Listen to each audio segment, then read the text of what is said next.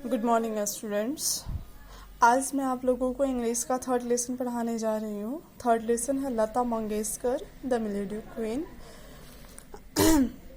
लता मंगेशकर स्वर सम्राज्ञी, जिसको स्वर कोकिला भी कहा जाता है भारत देश का।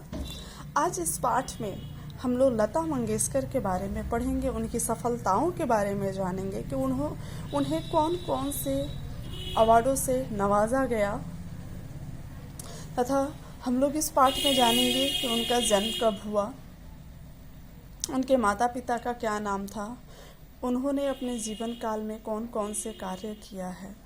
तो इस पाठ में हम लोग जानेंगे। लता मंगेशकर एक सिंगर है, एक गायिका है हमारे देश की। इन्होंने इस क्षेत्र में हमारे देश का बहुत नाम किया है। तो इस पाठ को पढ़ के हम भी इनके जीवन से कुछ आज सीखेंगे कि हमें भी अपने देश का नाम इसी प्रकार से ऊंचा करना चाहिए किसी ना किसी क्षेत्र में। तो मैं अब इस पाठ को पढ़ाना शुरू कर रही हूँ। ऐ मेरे वतन के लोगों, ज़रा आँख में भर लो पानी, जो शहीद हुए हैं उनकी ज़रा याद करो कुर्बानी। ये गाना तो आप सबों ने सुना होगा। ये एक देशभक्ति गीत है और इस गीत को लता मंगेशकर जी ने ही गाया है।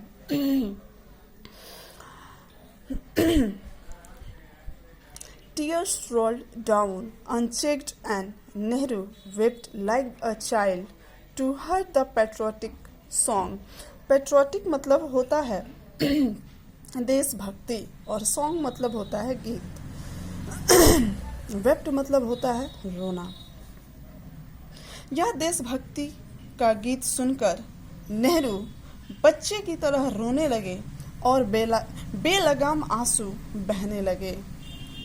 It was soon after the Chinese aggression in 1962. यह चीनी आक्रमण के तुरंत बाद की बात थी। Lata's song immortalized the heroic deeds of our soldiers who sacrificed their lives for our country. लता के गीत ने हमारे सैनिकों की बहादुरी के काम को अमर कर दिया। Since then, this song has become the epitome of the patriotic song. जिन्होंने देश के लिए अपने जीवन का त्याग किया था, तब से यह गीत देशभक्ति के गीतों का प्रतीक बन गया। एपिटोम मतलब होता है प्रतीक। तब से यह गीत हमारे देश के लिए क्या बन गया? एक प्रतीक बन गया। Lata Mangeshkar the singer of ए मेरे वतन इज निकनेम स्वर सम्राज्ञी, मेलोडी क्वीन एंड स्वर कोकिला। लता मंगेशकर ए मेरे वतन के गायक का उपनाम स्वर सम्राज्ञी और स्वर कोकिला है। She was born on 28 September 1929 in a Maharashtrian family residing in Indore in Madhya Pradesh.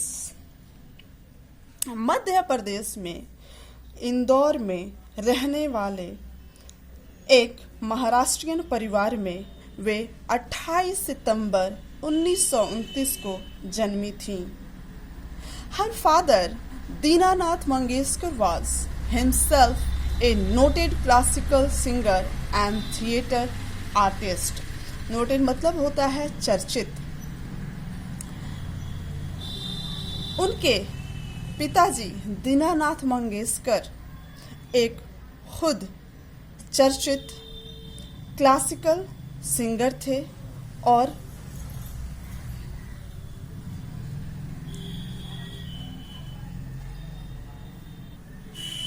और नाट्य कलाकार थे। Her mother's name was Sudhamati. उनकी माता का नाम सुधामती था। The family's last name used to be Hardikar, but Dinanath changed it to Mangeshkar in order to identify his family with his native town Mangesi in Goa. इस परिवार का पिछला नाम हरदीकर था, किंतु दीनानाथ ने गोवा के अपने मूल शहर मंगेसी की पहचान का ख्याल से इसे लता मंगेशकर में बदल दिया।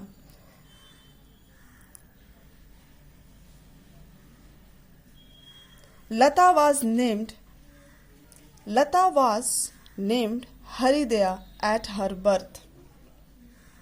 जन्म के समय लता का नाम हृदया रखा गया था। Her parents later renamed her Lata after a female character Latika in one of her father's plays. उनके माता पिता ने उनके पिता के एक नाटक की नारी पात्रा के नाम पर फिर से उनका नाम लता रख दिया गया। The famous singers Asa Bhosle and Usha Mangeshkar are her younger sister. प्रसिद्ध गायिका आशा भोसले और उषा मंगेशकर उनकी छोटी बहनें हैं। Her younger brother Hridayanath is well known music director. उनके छोटे भाई हृदयनाथ एक चर्चित संगीत निर्देशक हैं। Meena is youngest sister. Meena उनकी सबसे छोटी बहन है। तो यहाँ तक हमने इस पाठ में उनके परिवार के बारे में जाना, किस तरह से उनका जो नाम था, जब वो लोग गोवा के लेकिन रहने वाले थे तो उनका जो टाइटल है, उनकी पहचान बनाने के लिए कि वो लोग गोवा के रहने वाले हैं, उनको टाइटल को चेंज करके क्या कर दिया गया, मंगेशकर कर दिया गया, जिससे कि ये पता चलता है कि वो लोग गोवा में एक मंगेसी जगह के रहने वाले लोग हैं। आइए अब हम आगे जानते हैं उनके दो बहनें आशा भोसले और उषा मंगेशकर, ये दोनों भी संगीतकार थीं। उनके छोटे भाई हृदयनाथ ये भी एक संगीत निर्देशक थे और उनकी सबसे छोटी बहन का नाम मीना था।